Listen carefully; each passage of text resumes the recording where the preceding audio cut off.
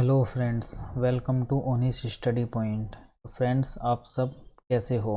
I hope आप सब अच्छे होंगे और अच्छे से स्टडी कर रहे होंगे। चलिए आज का लेक्चर स्टार्ट करते हैं। तो स्टूडेंट्स, जैसे कि हमने परसेंटेज सेशन 5 में कुछ क्वेश्चन किए थे, क्वेश्चन नंबर 21 तक किए थे। आज हम 22 से इसमें 22 से 25 तक हमारे क्वेश्चन रह गए थे। चलिए वो करते हैं पहले तो। और मैं आपसे बताना चाहूँगा, परसेंटेज में हमारा जो भी कंसेप्ट सीखने थे वो हमारे हो गए। अब जो भी न्यू कंसेप्ट होगा वो हम क्वेश्चन के थ्रू सीखेंगे। ठीक है, चलिए आज क्वेश्चन नंबर 22 से स्टार्ट करते हैं। राधा अपनी आय का 25% बचाती है। ठीक है, 25% क्या होता है? 1/4। और उसके व्यय में 20% वृद्धि होती है और उसकी आय में 29% की वृद्धि होती है, तो उसकी बचत में वृद्धि ज्ञात करनी है। अब हमें पता है income equal to expenditure plus saving, ये हमें पता है, ये फॉर्मूला होता है। अब इनकम उसकी कितनी है? 4। ठीक है, और 25% बचाती है, मतलब 1/4 बचाती है। 4 में से 1 बचाती है, तो सेविंग 1 हो गई, तो एक्सपेंडिचर हमारा 3 हो जाएगा। यहाँ तक कोई हमें कुछ दिक्कत नहीं होनी चाहिए। ठीक है, अब उसके व्यय में 20% की वृद्धि हो जाती है, एक्सपेंडिचर में 20% की वृद्धि हो जाती है। वृद्धि बोला है इसलिए हम पॉजिटिव लेंगे। और उसकी आय में 29% की वृद्धि होती है, 29% की वृद्धि होती है, ये भी हम पॉजिटिव लेंगे। अगर कमी होता तो हम निगेटिव लेते। और सेविंग में उसकी बचत में वृद्धि हमें पता करनी है, तो हमने x मान लिया। अब इनका मल्टीप्लाई कर देते हैं, जैसे कि हमने कंसेप्ट में सीखा था। 29 इंटू 4 क्या होता है?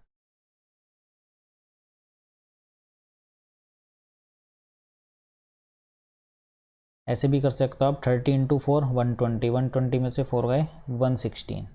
ठीक है, 116 60% और प्लस 1 इंटू एक्स क्या हो जाएगा? x। तो यहाँ पे हमारे से सेविंग की परसेंटेज आ जाएगी। सेविंग की परसेंटेज क्या आ गई यहाँ पर? 40, 50 और 6 56%। 56% जो है वो उस सेविंग में वृद्धि हो रही है, तो हमारा ऑप्शन भी राइट आंसर हो जाएगा। चलिए नेक्स्ट क्वेश्चन पर चलते हैं। Question number 23।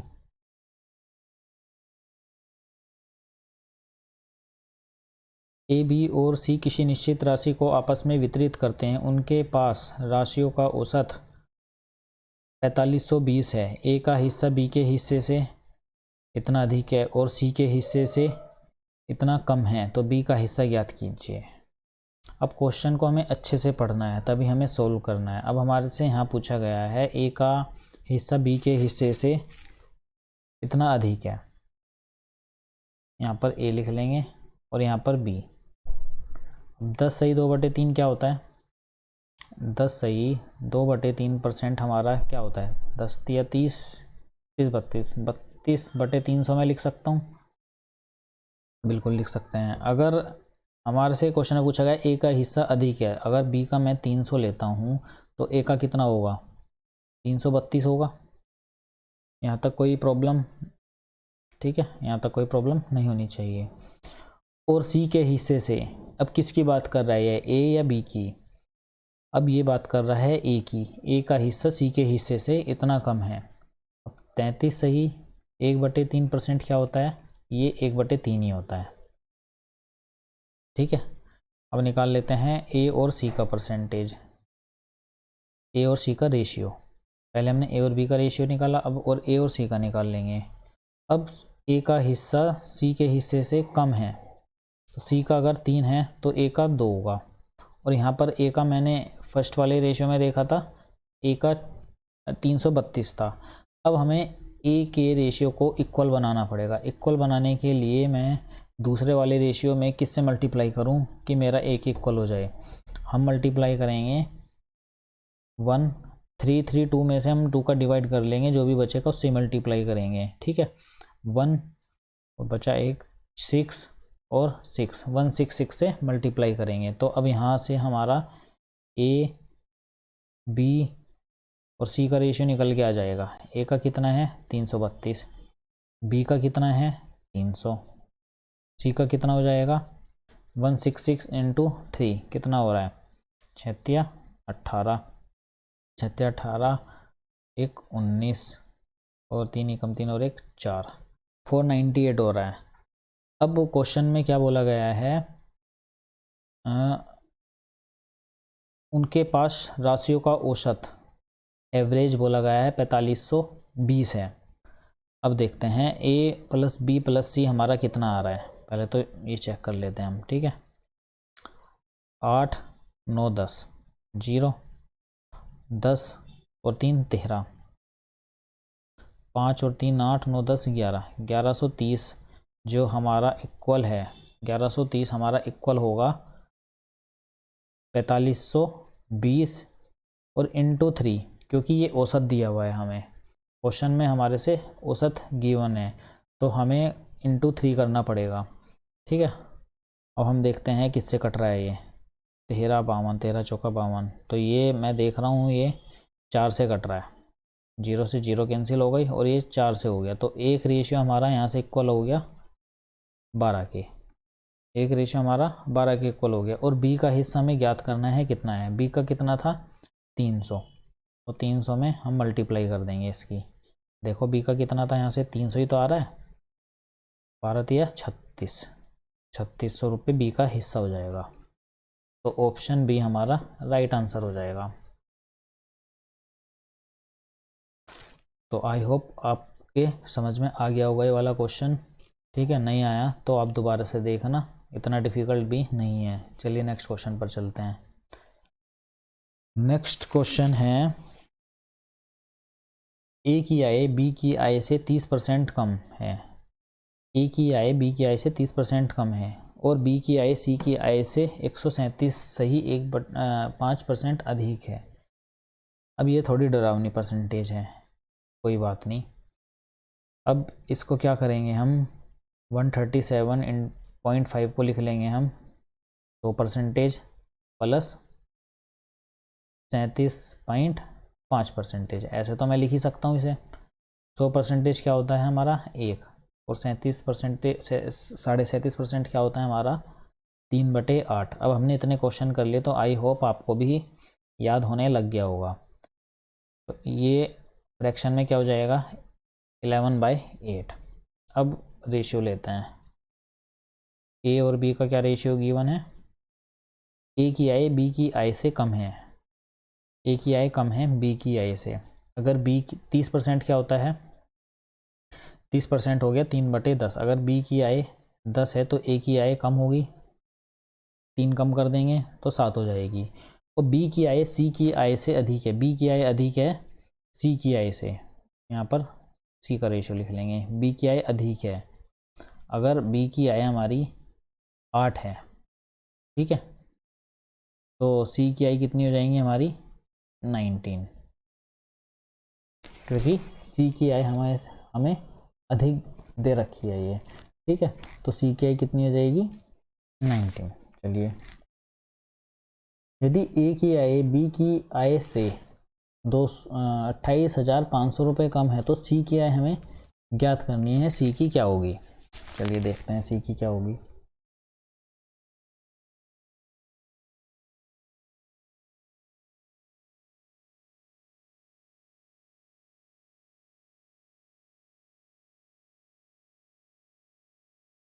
यदि ए की आय बी की आय से, बी की आय अधिक है सी की आय से, एक मिनट, ये मैंने यहाँ पर गलत लिख लिया है। अब क्वेश्चन में क्या बोला गया है, बी की आय सी की आय से अधिक है।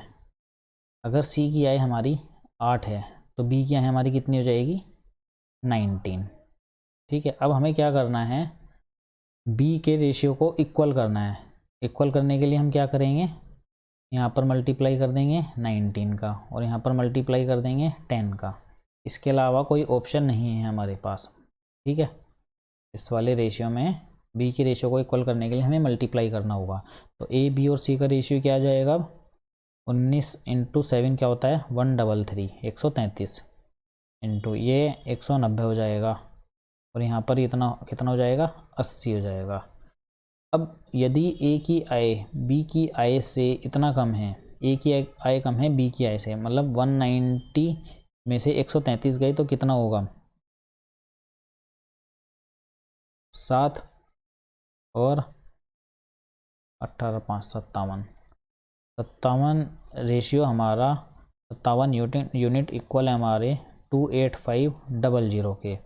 ठीक है, तो ए किसके बराबर हो जाएगी 19 57 19 ही कम 19, और कितना बचा 19 पंजे 95, 3 पंजे 15, तो ये एक रेशियो हमारा 500 के बराबर हो जाएगा। अब सी की आय पूछी है, सी का रेशियो क्या है 80, तो 80 का पूछा है हमारे से, तो 500 में हम 80 की गुना कर देंगे तो हमारे पास सी की आय आ जाएगी 8 पंजे 40, तो 40,000 हमारा राइट आंसर हो जाएगा। तो ऑप्शन बी हमारा सही आंसर हो जाएगा।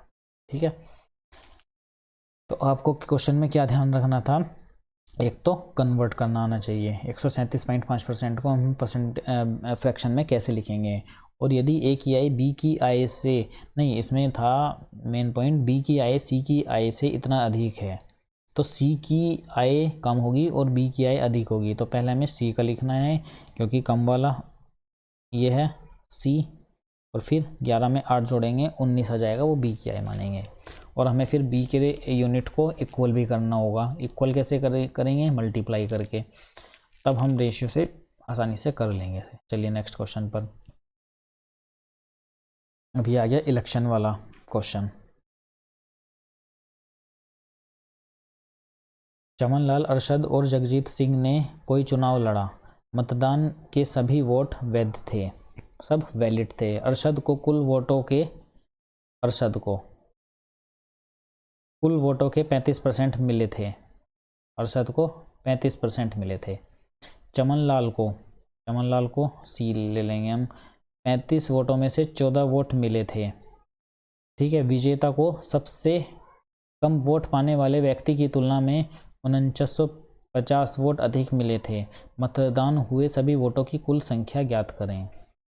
अब मेन पॉइंट क्या है, आपको चमनलाल की परसेंटेज निकालना। वो कैसे निकालोगे आप, चमनलाल को कितने वोट मिले हैं, प्रत्येक 35 वोटों में से 14 वोट, 35 वोटों में से 14 वोट मिले हैं, तो आप यहाँ से परसेंटेज निकाल लोगे चमनलाल की। 5 7 35, 5 2 10 0, तो ये 40% आ गया हमारा, चमनलाल का परसेंटेज हो गया 40%।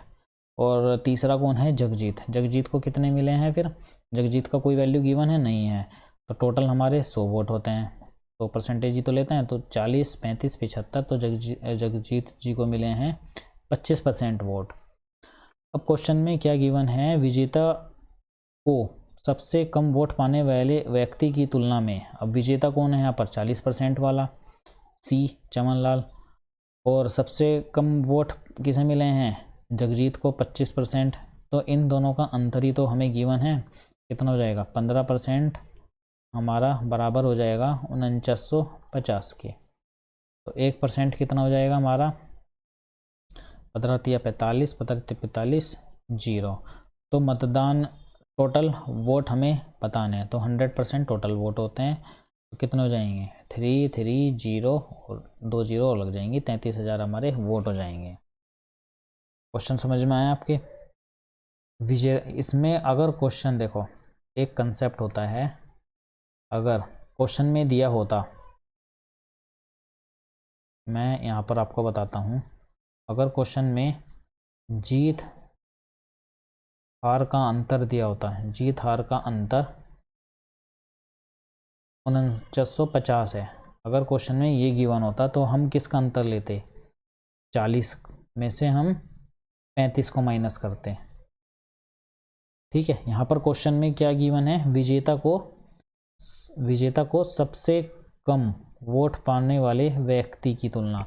ठीक है, यहाँ पे गिवन है इसलिए हमने सबसे कम में से माइनस कराया सबसे ज़्यादा को, लेकिन अगर जीत हार का अंतर हमें दिया होता 4950, तो हमें जिसे सबसे ज़्यादा मिले हैं और जो फर्स्ट रनअप है उसमें से माइनस करते हैं, तभी जीत हार का अंतर निकालते हैं। अब मान लो 3 कैंडिडेट हैं, फर्स्ट सेकंड थर्ड, ठीक है। एक को 50% वोट मिले हैं, एक को 30 मिले हैं और एक को 20 मिले हैं। तो जीत हार का अंतर हम जिसे कम मिले हैं उससे नहीं निकालते, जो फर्स्ट और सेकंड पोजीशन पर है जीत हार का अंतर हमेशा उसी से ही निकलेगा। तो आपको ये पॉइंट भी याद रखना है क्वेश्चन सोल्व करने से पहले, ठीक है। इस फाइल में हमारे इतने क्वेश्चन थे। इस क्वेश्चन में क्या दिया हुआ है, ब्रजेश कुमार अपने पैसे का 40% अपनी पत्नी को, शेष का 25% अपने बेटों को देता है। अपनी पत्नी को दिए 40%, 40% हमारा कितना होता है 2/5, ये दिया है उसने, पत्नी वाला निकाल लेंगे, ठीक है। अभी हम परसेंटेज से भिन्न में लिख रहे हैं। और शेष 25% अपने बेटे को देता है। 25% क्या होता है 1/4, ये देता है अपने बेटे को। और शेष का 60% एजुकेशन पर खर्च करता है, ये क्या होता है 3/5, ये एजुकेशन पर खर्च करता है, ठीक है। अभी हमने क्या किया, बस परसेंटेज से भिन्न में कन्वर्ट कर लिया ताकि हमें कोई कन्फ्यूज़न ना रहे। अब यहाँ पर निकाल लेते हैं। पत्नी को 5 दिए, 5 में से 2 दे दिए तो बचे कितने 3। जो शेष बचा उस पर ही तो आगे हम खर्चा कर सकते हैं।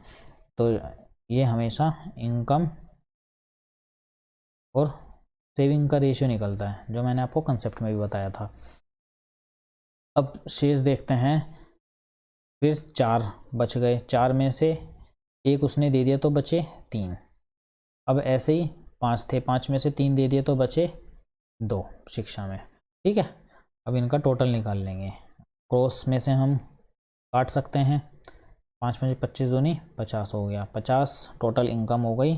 और 9 अब उसके पास टोटल बचे हैं। यदि उसके पास 2700 रुपये बचे हैं तो 9 जो यूनिट है वो हमारी 2700 के बराबर हो जाएगी। तो 1 यूनिट किसके बराबर हो जाएगी 300 के। तो उसने अपनी पत्नी को कितने रुपए दिए। अब हमें टोटल निकालने हैं, इनकम कितनी है उसकी 50, तो 50 इंटू 300 क्या हो गया हमारा 15,000। और उसने अपनी पत्नी को कितने दिए 40%, तो 15,000 का आप 40% निकाल लो, आपका आंसर आ जाएगा 15 चौका 60। तो 6,000 रुपये उसने अपनी पत्नी को दिए। तो ऑप्शन बी हमारा राइट आंसर हो जाएगा, ठीक है। नेक्स्ट क्वेश्चन पर चलते हैं। रमेश अपनी आय का 40% भोजन पर खर्च करता है। 40% उसने अपना फूड पर खर्च कर लिया, यानी कि 2/5 ये फूड पर, और 1/3 हमें गिवन है ही। और शेष का 10% पुस्तक पर खर्च करता है। 10% क्या होता है हमारा 1/10, ये बुक्स पर खर्च कर लिया उसने। और यदि वह शेष 270 रुपये घर का किराया देता है, शेष 270 मतलब उसके पास अब 270 रुपये ही बचे हैं जो कि उसने घर का किराया दे दिया, तो उसका कुल वेतन कितना था। चलिए देखते हैं। अब इनकम और सेविंग का रेशियो देख लेते हैं। इनकम थी 5 में से 2 दे दिया उसने तो बचे 3, फिर 3 में से 1 दे दिया तो बचा 2, फिर 10 थी, 10 में से 1 दे दिया तो बचा 9। ऐसे लिख सकते हैं हम, बिल्कुल लिख सकते हैं। काट लेते हैं। 3 से 3 कैंसिल हो गया, 2 से 5 बार कैंसिल हो जाएगा, ये 25 हो गया और ये 9 हो गया। अब क्वेश्चन में बोला गया है यदि वह शेष 270 रुपये घर का किराया देता है। अब शेष जो बचा वो 9 यूनिट बचा, और 9 यूनिट 270 के इक्वल क्वेश्चन में गिवन है, तो 1 यूनिट 30 के बराबर हो जाएगी। तो उसका कुल वेतन कितना था 25 ही तो था, तो 25 इंटू 30 कितना हो जाएगा 750। तो उसका कुल वेतन था 750, तो ऑप्शन ये हमारा सही आंसर हो जाएगा। चलिए नेक्स्ट क्वेश्चन पर चलते हैं।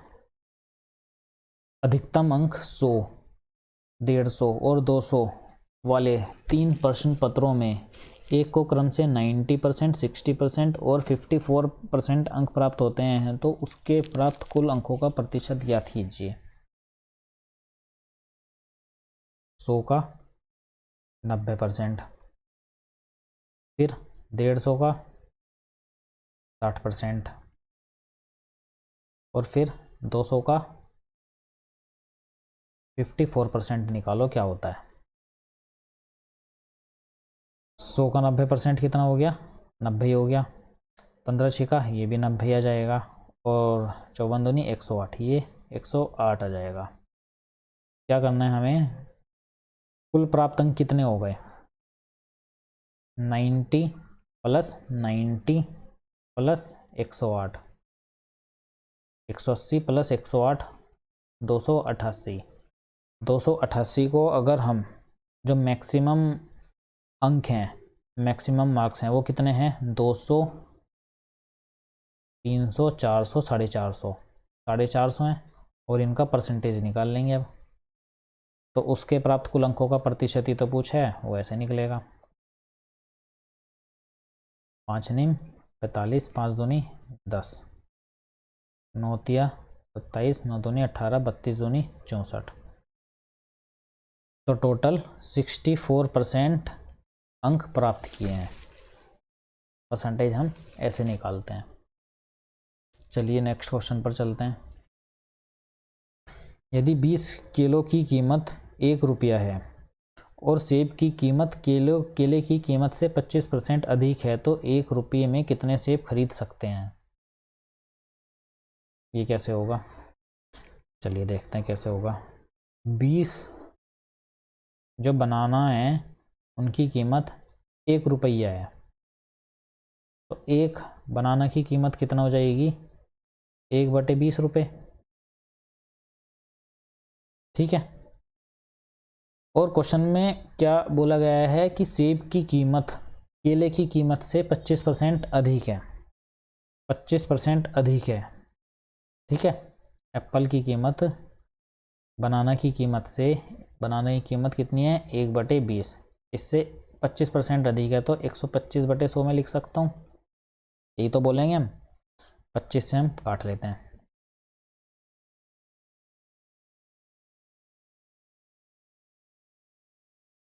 5 चौक 20, तो एप्पल की कीमत कितनी हो गई, 1/16। तो 1 रुपये में कितने एप्पल खरीद सकता है।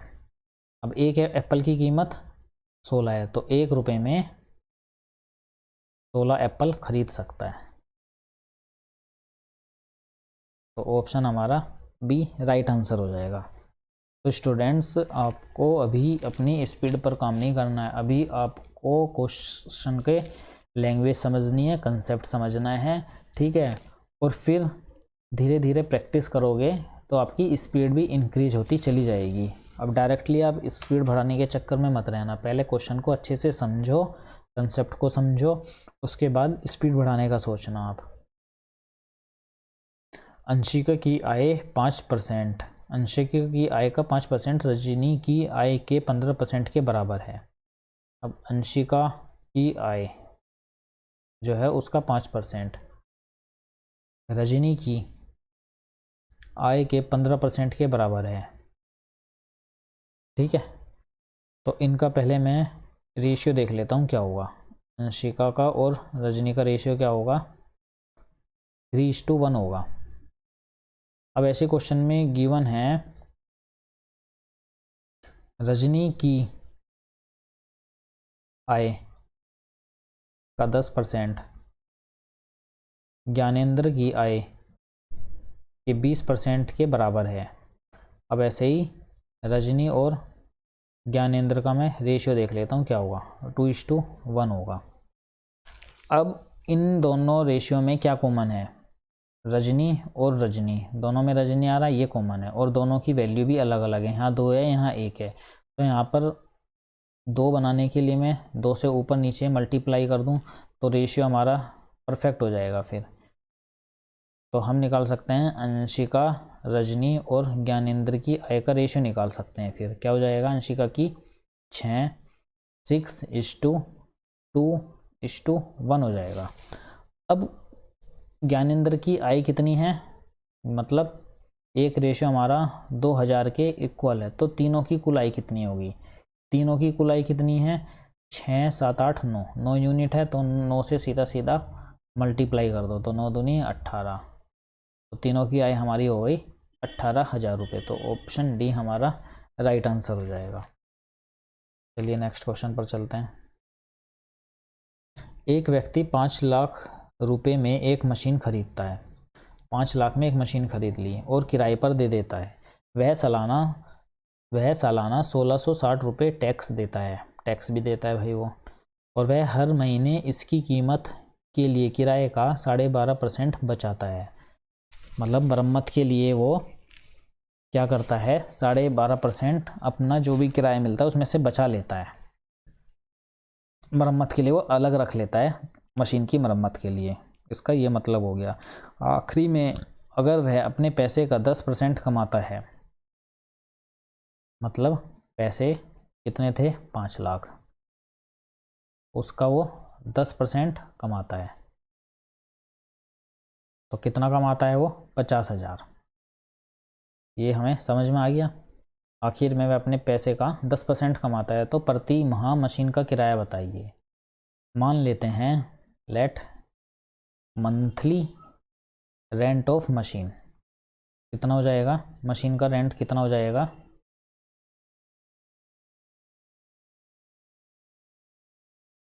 X रुपये है, ठीक है। एक महीने का किराया X रुपये है, तो 12 महीने का किराया कितना हो जाएगा, 12X। अब उसमें से वो 12.5% मरम्मत के लिए रख लेता है अलग से। 12.5% क्या होता है हमारा, 1/8, ठीक है। 8 में से एक उसने मरम्मत के लिए रख लिया, बचा कितना, 7, 7/8 बचा हमारा। अब और वह सालाना 1600 रुपये का टैक्स भी देता है। मतलब यहाँ से हम 1660 रुपये भी माइनस करेंगे, तब जाके वो 50,000 रुपये महीने का कमाता है। समझ में आ गई ये वाली इक्वेशन आपको मैंने कैसे लिखी है। अब क्या होगा, 12x गुना 7/8 क्या हो जाएगा हमारा, 51,660। 4 दिया 12, 4 दूनी 8, तो x की वैल्यू क्या हो जाएगी, 51,660 इंटू 2/3 इंटू 7। इसे सोल्व करके हम x की वैल्यू निकाल सकते हैं। 37 49, 7 21, 7 56 0, ठीक है। 3 से कट रहा है, ये कटना तो चाहिए। 3 दूनी 6, 3 चौक 12, 3 छंग 18 और 0, तो 2460 इंटू 2 कितना हो जाएगा, 0 दूनी 12, 4 दूनी 8 और 1 9, 2 दूनी 4। तो प्रति माह मशीन का किराया हमने x माना था और x की वैल्यू हमारी 4920 हो गई। ऑप्शन बी हमारा सही आंसर हो जाएगा। तो हमने क्या किया, क्वेश्चन की लैंग्वेज को अच्छे से हमने पढ़ा और उसके अकॉर्डिंग ही हमने ये वाली इक्वेशन बना ली। मेन काम है ये वाली इक्वेशन बनाने का।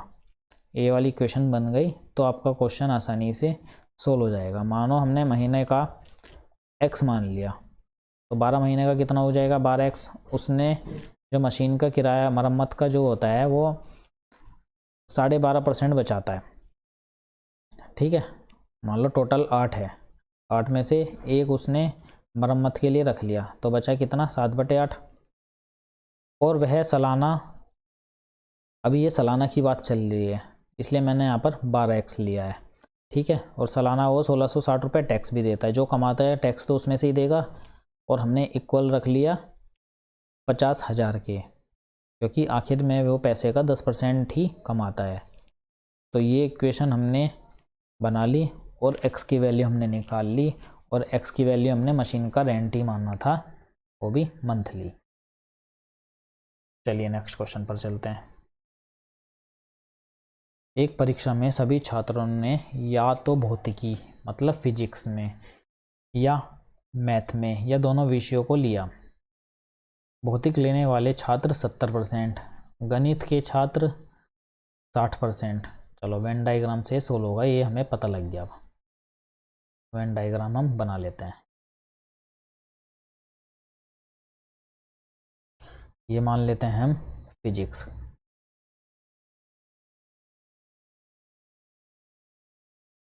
और ये मान लेते हैं हम मैथ्स।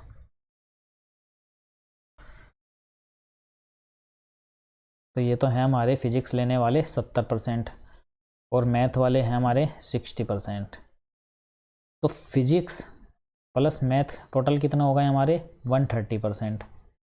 तो कॉमन कितने हो जाएंगे, जो कॉमन है मतलब फिजिक्स भी और मैथ भी लेने वाले, वो 130 में से अगर हम 100 माइनस कर दें तो हमारा कॉमन आ जाएगा, 30% हमारे कॉमन आ जाएंगे।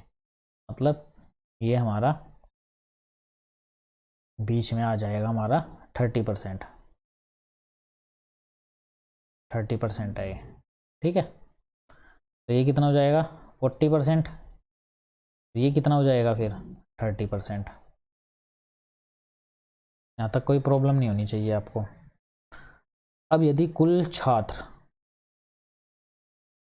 2500 हैं, मतलब 40, 30, 70 और 30, 100, 100% हमारा 2500 हैं, तो दोनों विषय लेने वाले छात्रों की न्यूनतम संख्या कितनी होगी। तो 1% हमारा 25 हो गया।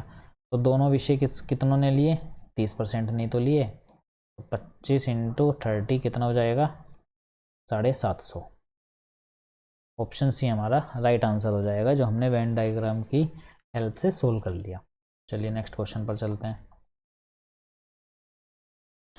एक व्यक्ति अपनी संपत्ति का 30% भाग, अब 30% क्या होता है 3/10, एक धर्मदाय संस्था को दान दे देता है। उसने दान दे दिया, बाकी राशि को क्रम से 30 और 25% भाग अपनी पत्नी और बेटे को दे देता है। तो 30 और बाकी राशि का 30 और 25% कितना हो जाएगा, ये 55%। ठीक है, 55% को मैं क्या लिख लूँ, 55/100 ही लिख लेते हैं इसे। तो क्या ही सोल्व करें इसे। बाकी धनराशि को वह अपनी 3 बेटियों के बीच समान रूप से विभाजित कर देता है। मतलब हमें रेशियो इसी का ही बनाना है। 10 उसकी संपत्ति है, 10 में से 3 दे दिया तो बचा 7। ऐसे ही फिर से 100 संपत्ति है, 100 में से 55 दे दिया तो बचा 45। यहाँ पर कितना हो गया 1000, और यहाँ पर कितना हो गया 45 इंटू 7 लिख लेते हैं। अब वह क्या करता है, जो बाकी धनराशि, बाकी जो बची धनराशि है वो 45 इंटू 7 ही है, वह अपनी तीनों बेटों को समान रूप से दे देता है। मतलब ये तो टोटल है, ये हमारी 45 इंटू 7 टोटल आई है। अब इन ये जो बची है ना, ये तीनों बेटियों को, 3 बेटियां उसकी और इक्वल इक्वल दे देता है। मतलब 45/7 को मैं 3 से डिवाइड कर दूं तो कितना बचेगा 45 गुना 7/3, 3 से 15 बार चला जाएगा, तो 15 इंटू 7 बचा। और एक बेटी को उसने कितना दिया 42 लाख रुपए। उसकी बेटियों में से एक को 42 लाख रुपए मिलते हैं। ठीक है, तो 42 लाख, 42 लाख में चल रहा है अभी बात। तो 7×6 42 और 15×4 60, 0.4 लाख हो गए। एक रेशियो हमारा 0.4 लाख बोल सकता हूँ मैं। तो उसकी संपत्ति, उस आदमी की कुल संपत्ति कितनी है 1000 रुपये।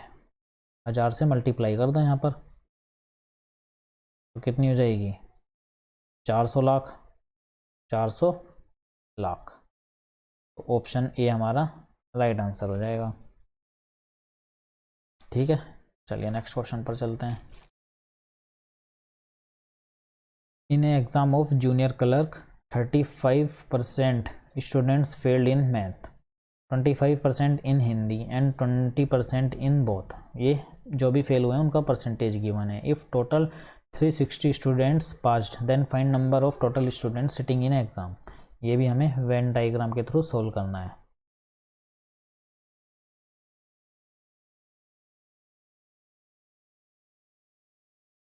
अब यहाँ पर हम ले लेते हैं मैथ का।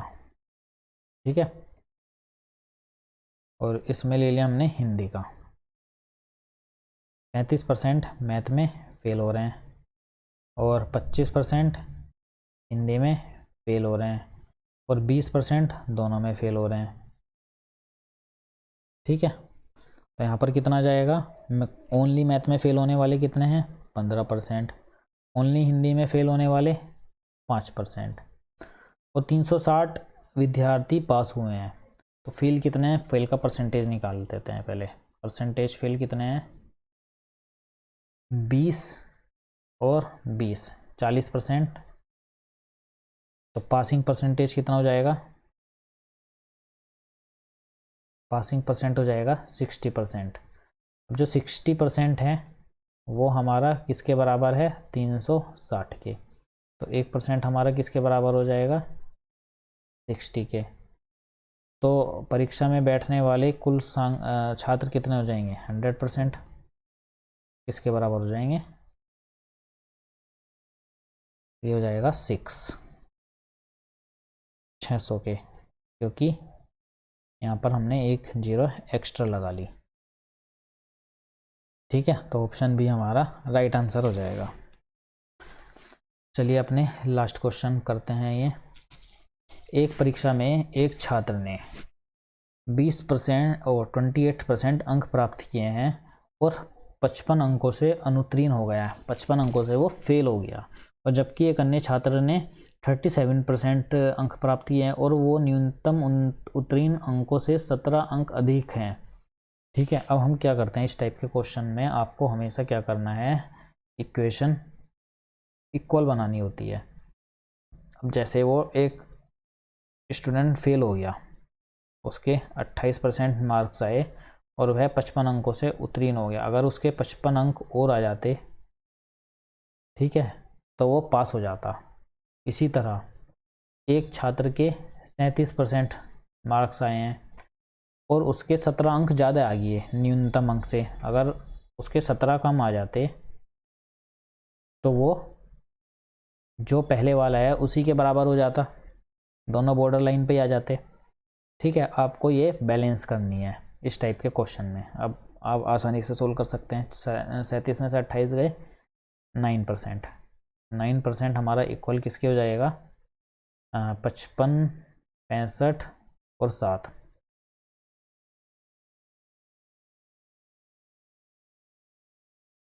72 के। तो 1% किसका हो गया? 8 के। अब क्वेश्चन में क्या पूछा है? न्यूनतम उत्तीर्ण अंक ज्ञात कीजिए, मतलब मिनिमम पासिंग मार्क्स कितने होंगे। अब या तो आप इस वाली इक्वेशन में वैल्यू रख लीजिए या इस वाली इक्वेशन में, आप किसी भी इक्वेशन में रख सकते हो। ठीक है, अब पहले तो 100% निकाल लेते हैं। मैक्सिमम कितने अंक हैं? 800। अब मिनिमम पासिंग मार्क्स हमें निकालना है। किसी भी एक इक्वेशन में निकाल के आप रख सकते हो। 28 इंटू 800 डिवाइडेड बाय 100 प्लस 55, या आप कर सकते हो 37 इंटू 800 बाय 100 माइनस 17। आप ऐसे भी कर सकते हो, ऐसे भी आप सोल्व कर सकते हो, तो दोनों का आंसर सेम ही आएगा। मल्टीप्लाई कर लेते हैं। 224 प्लस 55 कितने आ रहा है यहाँ पे? 5 4 9, यूनिट डिजिट में 9 एक ही ऑप्शन में आ रहा है, तो आप 9 लिख के भी आंसर तक पहुँच सकते हो। तो ऑप्शन हमारा डी सही आंसर हो जाएगा। तो आपको लॉजिक पता लग गया इस टाइप के क्वेश्चन को सोल्व करने का। वो ऐसे करते हैं। तो स्टूडेंट्स, मैं आपसे रिक्वेस्ट करना चाहूँगा, जो भी हमने आज क्वेश्चन कराए हैं या पहले कराए हैं, आपको रेगुलर प्रैक्टिस करते रहना है। ठीक है, और आप कोई सी बुक से भी प्रैक्टिस कर सकते हो। अब जैसे हमने चैप्टर कंप्लीट कर लिया सिंप्लीफिकेशन, नंबर सिस्टम की आप कोई सी बुक उठाओ और प्रैक्टिस स्टार्ट कर सकते हो। ऐसे ही अब हम परसेंटेज के क्वेश्चन बचे हैं, कंसेप्ट तो हमारे लगभग सारे हो गए। तो आज के लिए हम इतना ही करते हैं, और चैनल को प्लीज़ सब्सक्राइब कर देना और ज़्यादा से ज़्यादा वीडियो को शेयर कर देना। चलते हैं, कल फिर से मुलाकात होगी इसी टाइम पर। जय हिंद, जय भारत।